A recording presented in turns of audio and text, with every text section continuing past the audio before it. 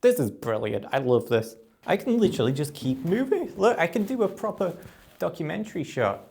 Hello and welcome back to Crisis Chris. Today we're going to be talking about bad audio again, but this time with lavalier mics. As a low-budget filmmaker myself, for the longest time, I just had no interest in lavalier mics. They always seem to be a bit pointless for narrative work because if you're going to be getting audio, you want to get top quality audio, and usually that comes through a boom mic operator or in the post-production process, such as through ADR or something. Because in my head at least, there were always a bit of a hassle on set because you have to get them really close to the actor speaking, but at the same time you also really have to hide them from the camera. So it just adds a new level of discreetness to the shoot that I just never saw the point. But that was until a couple of weeks ago where I did do my Your Short Films Sound Bad video, wherein I kind of explored how to make your short films sound more cinematic, audio-wise. And I did very briefly mention lavalier mics too, but I didn't go into it because I don't have them myself. And it became a bit of a headache on there because I shoot everything myself in these YouTube videos, and using just a boom mic is really difficult to operate because you again have to get that really close to the actor, but it's bigger and bulkier than a lav mic, and it shows up way more on camera than a little lavalier mic. So I thought, maybe I should look into this. And then I happened to start getting recommended this brand called Hollyland. And if your YouTube channel is anything like mine, you'll have been flooded by this brand in the last few months. It seems to be making waves amongst the low-budget filmmaking community recently, and it seems to be an up-and-coming brand worth looking out for, because they do make really cheap products, but seemingly with good quality at the same time. And one product that kept showing up time and time again was their Hollyland Lark Mics. They have a few of them, but the one that stood out to me was their Hollyland Lark A1 set. Lightweight lav mics with genuinely good audio, and for less than £35. So I watched some videos about it, but most of it seemed to be aimed more at content creators, not necessarily filmmakers, which is what my niche is. But I thought, they're lavalier mics, like, they're not going to be that bad, are they, for filmmaking? And they are tiny, supposedly. So I thought, yes, let's go out and buy some, investigate some, and review them for you guys, the fellow filmmakers. So here we are, the Hollyland Lark A1. It is actually a duo of microphones, because I've been wearing one this whole time.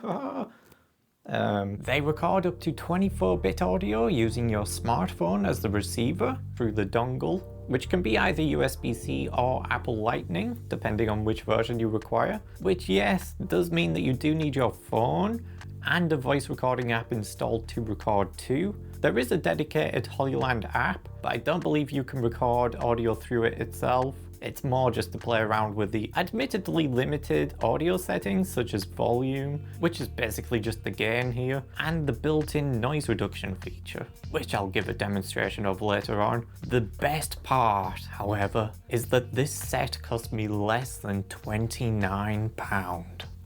£29, that's crazy. They come with little dead cats as well, really cool. Little magnetic connections as well, so you just, so easy. So we're going to be doing a couple little tests with it, more so just for me to experiment and see what these mics are capable of, because yes, I do actually seriously intend to use these on short films in the future, and also my documentary work. So let's see how they hold up. I mean, right now we can do a quick audio test. This is the Rode video mic. This is my boom mic stood right in front of me. I've used this for the last 10 years or so. It's been really reliable. It doesn't have great audio, but it's good enough that I've used it for short films and etc, etc. And now we have the lavalier mic, which is a bit different. It probably doesn't sound as bassy or whatever. I don't really know audio terms. I don't even know why I'm trying, but it definitely doesn't have that deepness. And part of that is because lavalier mics are omnidirectional microphones, meaning that they pick up sound from all around. Whereas a boom microphone typically, or at least ideally, is a shotgun microphone. And this is a directional microphone, meaning that whatever it's aimed at, it should be picking up that particular audio, not necessarily the audio from over here.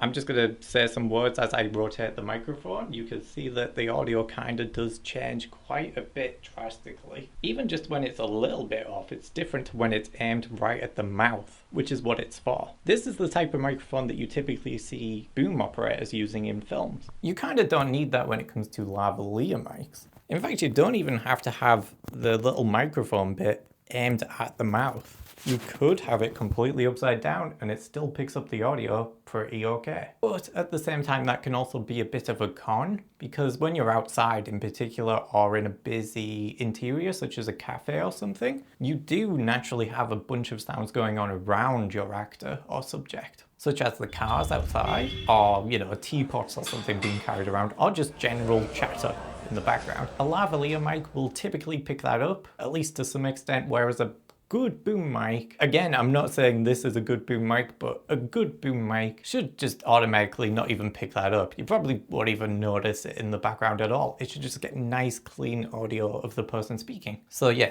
a bit of a pro and a con at the same time, omnidirectional. I'm probably not going to go over all of the specifications of this, because if you're actually interested in buying these microphones, you've probably done a ton of research up until this point already. But I did briefly try to test these out in the wild like any other tech YouTuber by going out in public and trying to do some tests. But that didn't go so well. And without the noise reduction, it's very windy. Like, I should really have the wind protector on, but I don't. Test this quick while we're out here. I'm talking pretty quietly because it's pretty awkward out here. Just testing the microphone at the beach. At the beach. The wind is just in my face. I'm at the beach. I think it's very loud. I think the wind's coming from that way, Chris. And this, now noise reduction on, is where I've encountered a couple fatal flaws. This is number 1. I'm gonna try number 2, if it'll let me.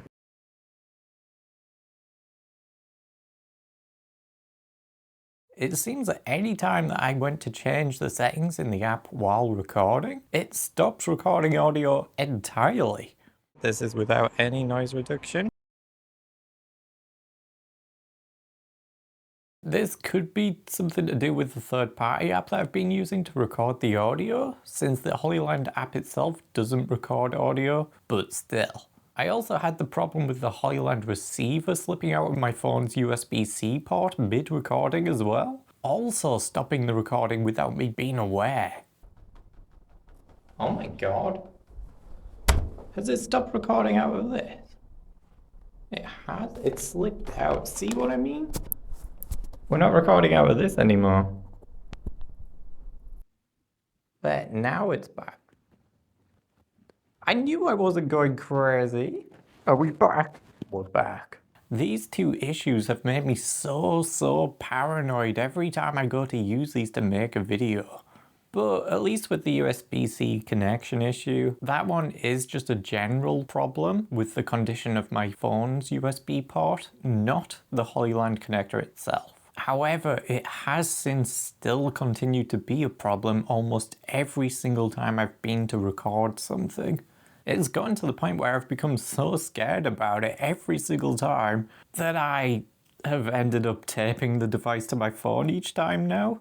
And to be fair, it has actually stopped the problem of it stopping recording by slipping out. So yeah, just tape it to your phone and everything should be okay. Wow.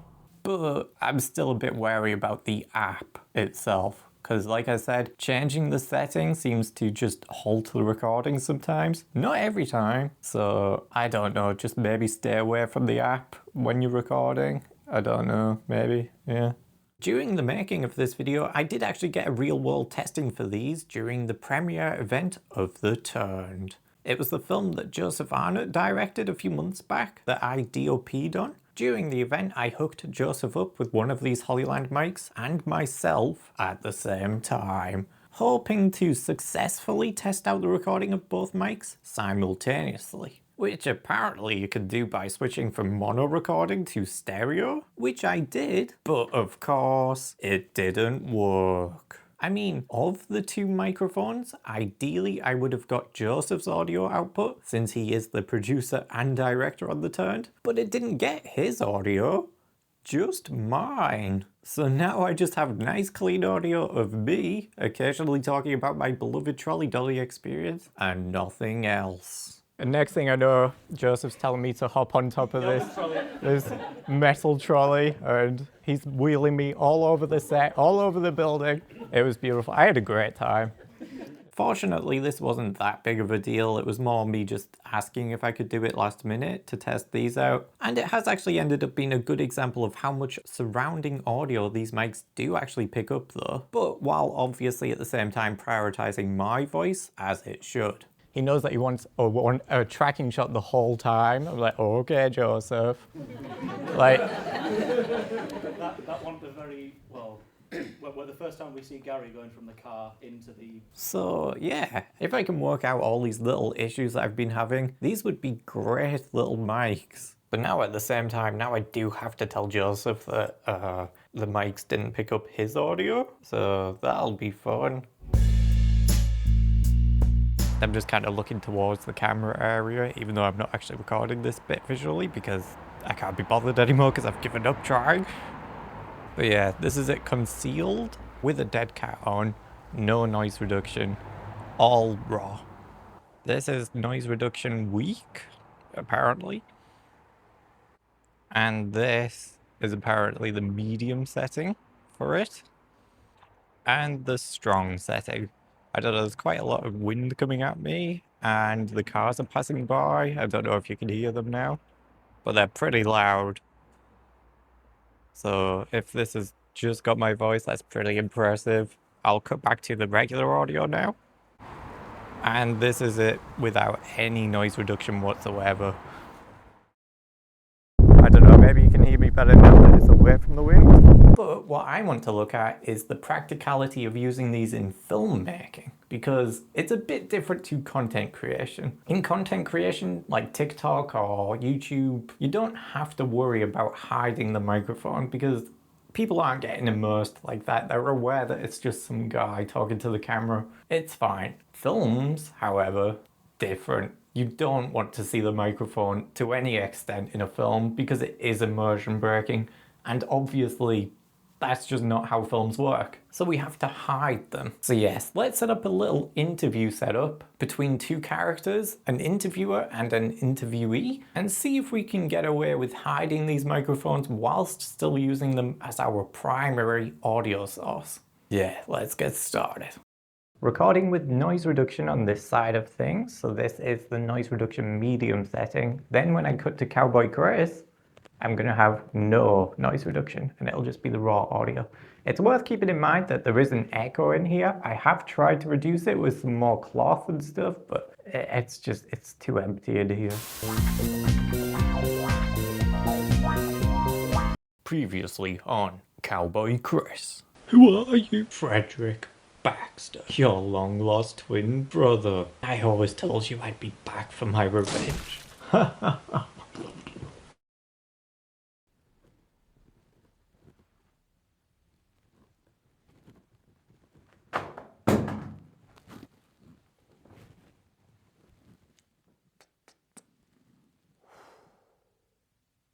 Where were you the night of Jensen Baxter's death?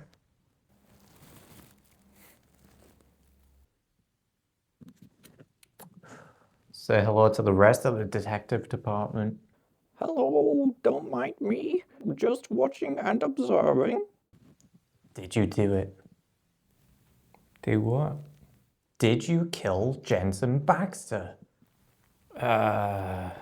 No. Did you kill Jensen Baxter on the day of the death of Jensen Baxter? No. Oh, well, I'm so sorry. I thought we had the right guy. CCTV confirmed it was a guy wearing a hat indoors for some reason. He's wearing a hat. I'm a detective. I'm supposed to wear a hat. Does that mean I can wear a hat? No.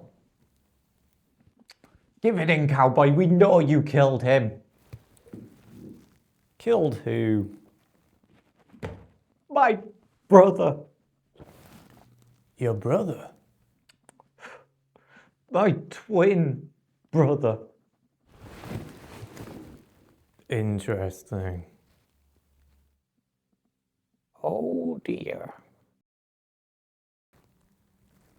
So there's another. Obviously, that was a downside to lavalier mics. You can't really.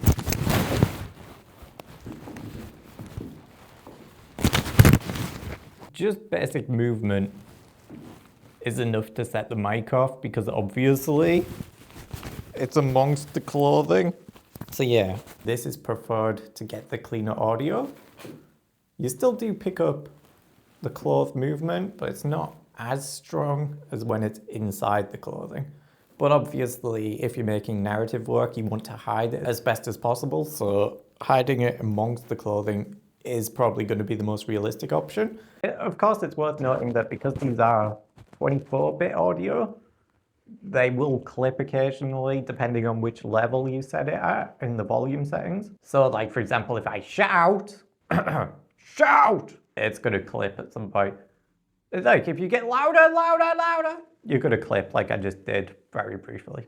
And I won't do that again, I'm sorry. But if you get really quiet, it's going to be difficult because now you're getting the lower end of stuff. You should have had it on a higher volume setting if you wanted to talk this quiet, Chris. And you should have had it on a lower volume if you wanted to get this loud, Chris. That's why people always recommend 32-bit audio devices because they have a higher dynamic range of audio. They tend not to clip as much and you can get louder without losing that detail. So yeah, a bit of a problem with these cheaper mics, but I mean, so long as you know what you're going ahead with, it's fine. But yeah, one really exciting thing for me in having a new lavalier mic as opposed to just a boom mic is that I feel so free. I could be all the way over here and you could still hear me just as well as you could over there. It's brilliant. This is actually a setup that I really could have used on my interview with Joseph Arnott a few weeks back because I didn't have lavalier mics. I had one boom mic and that was it. And I had to position it kind of awkwardly in between us. So like say Joseph's here and I'm here, the mic was like pointing in between us from a distance. Not ideal at all. That's why some of the audio in that does not sound great. I really could have benefited from having these back then. But now I will for future reference. Cool. Do I recommend these? Yes. Pretty much without a doubt. I've never had this much freedom with microphones in the past. I love that I have two of them as well for less than £30. And it is just a tool set that fits in my pocket like this.